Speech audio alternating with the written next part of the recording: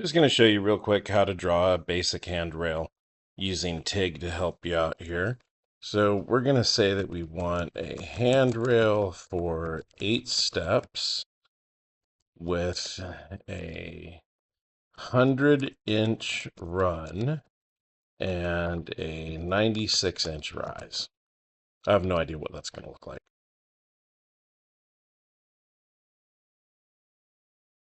And there we go. That's pretty steep. That's a pretty steep handrail. Looks like Tig drew that pretty tall as well. Make it 3 feet tall.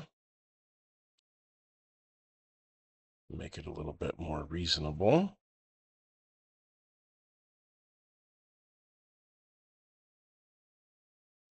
There we go. That looks a lot better. So if you don't specify something, sometimes Tig will just, do something kind of on its own here. And now we're going to go ahead and come down here to our pickets, and we're going to change our pickets to a baluster. And so that's a pretty cool baluster. That's a King Architectural Metals part. And now that looks pretty good. From there, you can go ahead and I'm just going to save it as test preview 1. And then you can go here to your annotation window. And in the annotate window, you can, these are just your basic dimensions, basic measurements, but you can add full measurements as well. And so you can see it gives you your length, gives you your OA run, your step run, just pretty much every measurement that you could want. And if something is not there that you'd like to add, you can actually add it by snapping.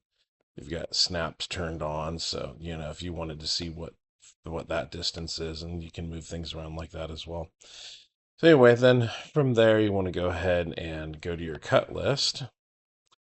And here your cut list shows you your top rail is 1.5 inch square tube, your bottom rail gives you what you actually need to cut it at, your handrail end post, your base plates, gives you your balusters, your supplier, your part number, gives you a purchase summary here of everything you need to purchase.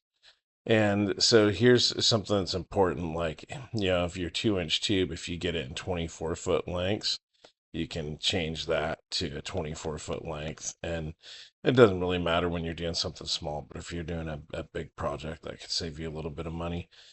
Anyway, then from there, you can go check out your estimate as well. And you can put in your price per stick and actually save that, and it will come back up. You can save that as your prices as defaults. So in the future, it will come up as well. You can add in here your powder coating costs, your time for meeting the customer. You can set your hourly labor rate here and gives you an estimate total. All this is just, defaults in the system, but you can change those as well, of course. And then you can go to your download screen. Once you're in your download screen, you can download your clean drawing, your drawing with dimensions, your annotated drawing. If you had radius tubes, you'd have another drawing here with your radius tubes and your radius tube cuts. Photo mockup, this is if you want to take a picture of your customer's property and then you can put the drawing on that picture and send that to them as well. Then you've got your material and cut list, you've got your estimate, and you've got your estimate with no pricing. This is if you don't want your customers to see itemized pricing. And you can download the whole thing as one job package, or you can download everything individually.